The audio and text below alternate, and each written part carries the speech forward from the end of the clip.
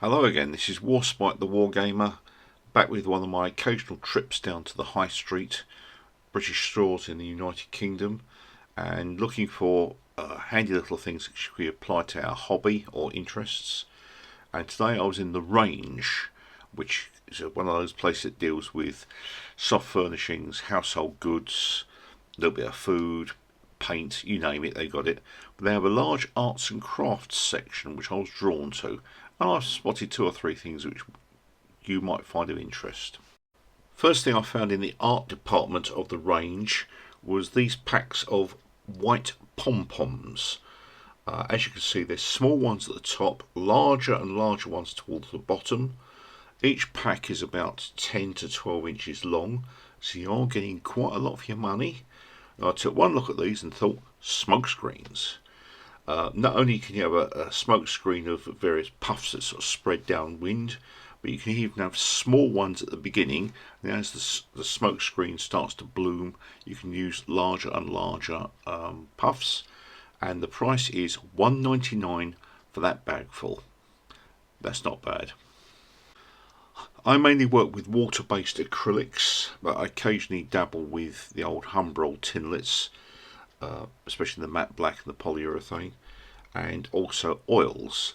But a number of people are using these inks, particularly if you're doing fantasy and you want very sort of subtle colourings. And if I ever wanted to experiment with inks, which I don't, the Range has two packs.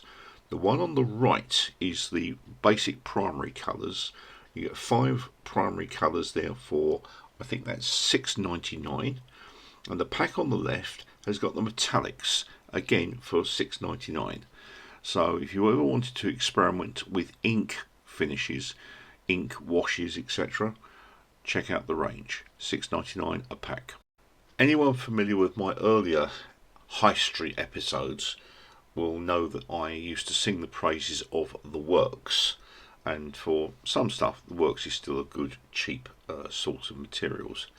Unfortunately, there are lovely fine paintbrushes which were great in their day. They've changed the packaging and they now come in a cardboard thin card container, and there's no plastic over the paintbrush heads. As a result, now the very fine paintbrushes end up looking like little hedgehogs. Completely useless and not worth buying.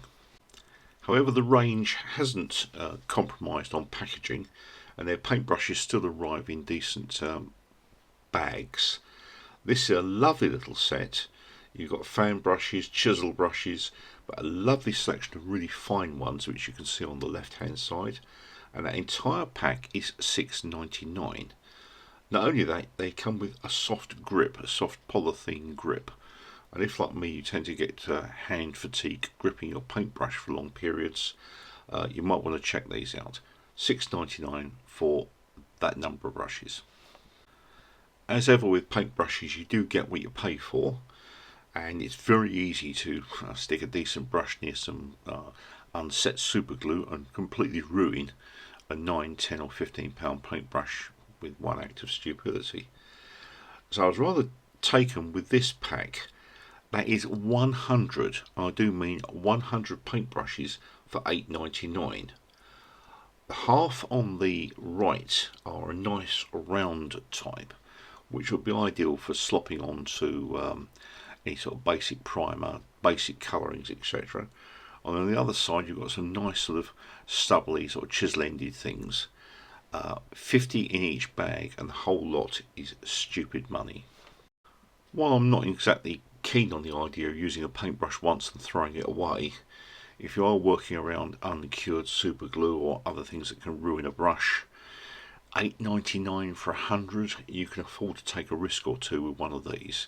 If it goes wrong, just throw it away or use the handle as a stirrer. So if you're shopping around for some cheap paintbrushes for yourself or for your kids that want to have a go at the hobby, check out the Range. You can't go far wrong. This has been a Warspite production. If you've enjoyed this, please leave a thumbs up. If you've really enjoyed it, please feel free to subscribe. I look forward to seeing you next time. This is Warspite out, and have a very good day.